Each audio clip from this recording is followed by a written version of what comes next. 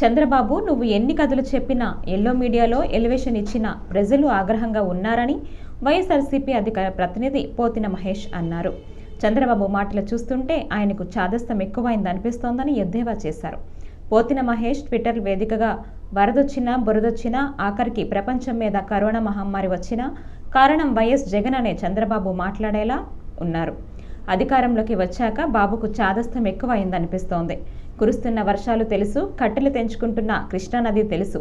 అయినా సరే విజయవాడ మునిగే వరకు అసలు ఏ వాగులు ఎక్కడెక్కడున్నాయో తెలియలేదు ప్రభుత్వానికి అంటూ మహేష్ కామెంట్స్ చేశారు.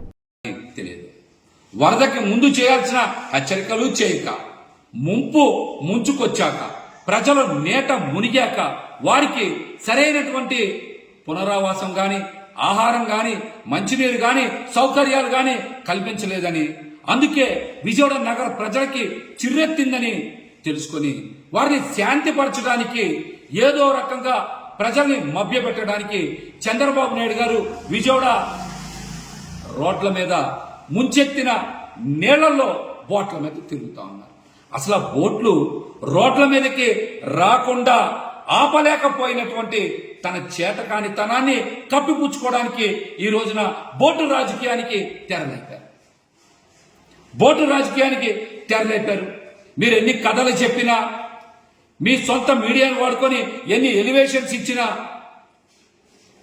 ప్రజలకు సరిగ్గా ఆహారం అందించలేకపోయారు, ప్రజలకు అండగా నిలబడలేకపోయారు. ప్రజలకి కోపం తగ్గలేదని మీకు అర్థమైపోయింది. అందుకనే ప్రజల్ని పక్కదారి పట్టించడానికి గొల్లపూడి బోట్లు వైసీపీ వాళ్ళయే అంటూ కొత్త కుట్రకి తెరలేపారు. ప్రకాశం బ్యారేజ్కి 70 గేట్లుంటే 5 బోట్లు 10 లక్షలకి పైగా క్యూసెక్ల వరదని ఆపగలవా?